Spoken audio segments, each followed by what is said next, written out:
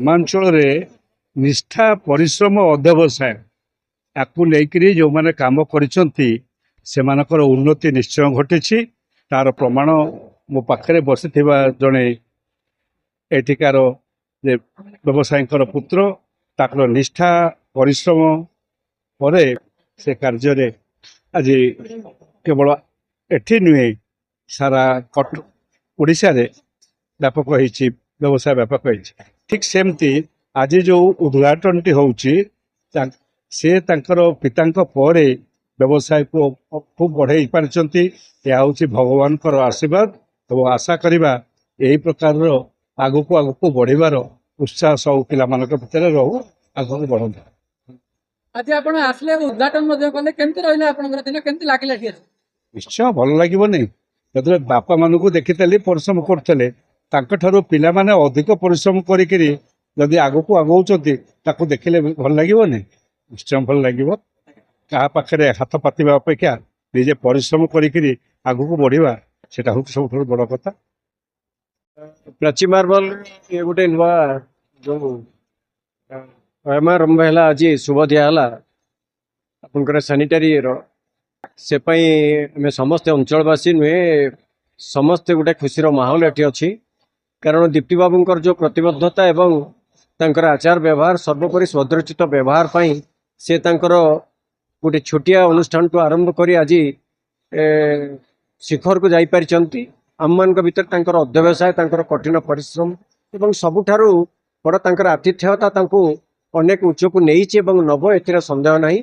आज ए प्रकार गोटे कार्यक्रम में आम सामिल हेलु एवं आंकर दीप्ति बाबूंकर जो व्यावसायिक प्रतिष्ठान टी उत्तरतर उन्नति हो जो विशिष्ट लोक मान हाथ में विशिष्ट उपस्थित रे आज शुभ उन्मोचन है। से आम समस्त तरफ अंचलवासी तरफ प्राची मार्बल एवं दीप्ति बाबू को आमर आंतरिक कृतज्ञता जनाऊँ। उत्तरतर उन्नति हो, प्राची दीर्घायु हो, प्राची मार्बल सबुदिन आम मान गर्व एवं गौरव ही रहू। धन्यवाद। मो ना सोमनाथ स्वाई, घर अड़सपुर।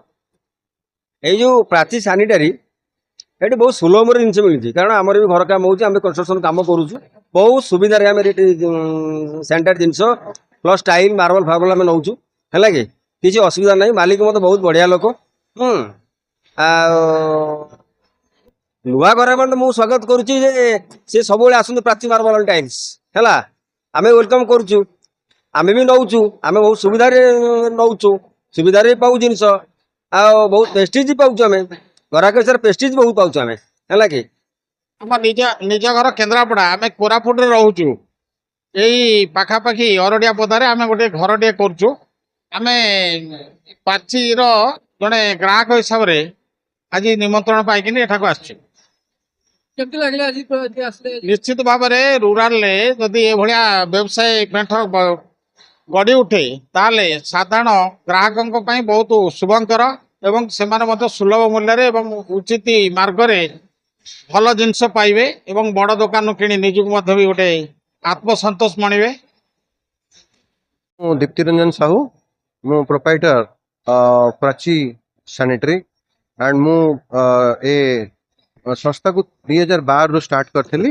मु टाइल्स प्रथम करथिली, तापरे एबे 2 वर्ष 2.5 वर्ष ला सैनिटरी बिजनेस रे पसली। बहुत भल लागिला सैनिटरी बिजनेस। सेति पई लोकन को सर्विस दवा पई पाखापाखि लोक मान को सर्विस दवा पई मु पुणी गोटे बड़ा 25,000 स्क्वायर फुट 25,000 स्क्वायर फुट रो गोटे गोडाउन बनैली, जोटा कि कटक भुवनेश्वर पेरीफेरी रे पूरी जगतसिंहपुर पेरीफेरी रे कहीं भी गोटे भी एमतिया स्टॉक के रखी नथिबे। 25,000 स्क्वायर फुट रो गोडाउन ओनली सैनिटरी। आम ओनली सैनिटरी फोकस करूँ। पाखापाखि डीलर भाई माने एंड कस्टमर भाई माने जमती कटक भुवनेश्वर जीवेनि हैरान होउछन कटक भुवनेश्वर जाइकी आमे तांको सर्विस दबु। एंड मो एम्प्लॉय मानन को बहुत खुशी से माने आमे एते बढ़िया फंक्शन कले। मो एम्प्लॉय मानन को, मो स्टाफ मानन को, मो भाई बंधु मानन को समस्त को मो धन्यवाद जनाऊँगी कि समस्त सपोर्ट रे ये एते बड़ प्रोग्राम हो पारला। धन्यवाद। आमर मोर पितृतुल्य मो बापा कहले माने पछे घंचा देविनी सी होउचंती पंचानन कानून गो। मो बापा सांग थिले, बापा सहक्रमी थिले, तांको पूर्वतन अर्थमंत्री थिले, तांको सी होउचंती मोर मार्गदर्शक। जहाँ करे तांको न पचाले मु किछि पाद कटाइनी। ସେଇ ଲୋକକୁ ମୋ ଗୋଦାମରେ ନ ପଶିଲେ କିଛି ହବ ନାହିଁ। ତେଣୁ ସିଏ ଆସିଥିଲେ, ଆଉ ମୋର ଶିକ୍ଷକ ମାନେ ମତେ ଯିଏ ପାଠ ପଢେଇଥିଲେ, ବ୍ରଜ ସାର୍ ଆସିଥିଲେ, ଆମର ପାଢୀ ସାର୍ ଆସିଥିଲେ, ବେଣୁଧର ପାଢୀ ଆସିଥିଲେ, ଆଣ୍ଡ କମ୍ପାନୀ ମାନଙ୍କର ସବୁ ଆମର ଯୋଉ ହାଭେଲ୍ସ କମ୍ପାନୀ ହଉ, ଆମର କ୍ରମ୍ପଟନ କମ୍ପାନୀ ହଉ, ସବୁ କମ୍ପାନୀର ମ୍ୟାନେଜର ମାନେ ଆସିଥିଲେ। ଆଉ 2000 ରୁ 2500 ଲୋକ, 3000 ଲୋକ ପାଖାପାଖି ରୁଣ୍ଡ ହେଇଛନ୍ତି। ଧନ୍ୟବାଦ ଜଣେଇବି ସମସ୍ତଙ୍କୁ, ସମସ୍ତେ ଆମକୁ ଏତିକି ଭଲ ପାଇଛନ୍ତି। ଏମିତି ଭଲ ପାଇବା ରଖିଥାନ୍ତୁ। ଆମେ ସବୁବେଳେ ସମସ୍ତଙ୍କ ପାଖରେ ଠିଆ ହଉଥିବୁ। ଖାଲି ମୁଁ ବିଜନେସ କରେନି, ଲୋକଙ୍କ ସାଙ୍ଗରେ ରିଲେସନ ରଖେ, ଲୋକଙ୍କୁ ଭଲ ପାଇବା ଦିଏ, ଲୋକଙ୍କ ପାଖରେ ସବୁବେଳେ ଠିଆ ହୁଏ ସୁଖ ଦୁଃଖରେ। ଖାଲି ମୁଁ ବେପାର କରେନି, ମୁଁ ସବୁବେଳେ ଲୋକମାନଙ୍କ ପାଇଁ ଠିଆ ହୁଏ। ଏଇଟା ହଉଛି ମୋର ବ୍ୟକ୍ତିତ୍ୱ। ପବିତ୍ର ବାହୁଡା ଯାତ୍ରା ଅବସରରେ ଆପଣ ଯୋଉ ଉଦ୍ଘାଟନ କଲେ କେମିତି ରହିଲା ଆପଣଙ୍କର? ମତେ ବହୁତ ଭଲ ଲାଗିଲା। ମାନେ ଏତେ ଭଲ ଲାଗିଲା, ମୁଁ ଶବ୍ଦରେ ବୟାନ କରିପାରୁନି। ବହୁତ ସୁନ୍ଦର ଲାଗିଲା। ମତେ ବହୁତ ସପୋର୍ଟ ସମସ୍ତଙ୍କର ମିଳିଛି। ଯାହାକୁ ଡାକିଛି ସମସ୍ତେ ଆସିକି ପହଞ୍ଚନ୍ତି ମୋ ପାଖରେ। ମୁଁ ବହୁତ ଖୁସି, ବହୁତ ବହୁତ ଖୁସି।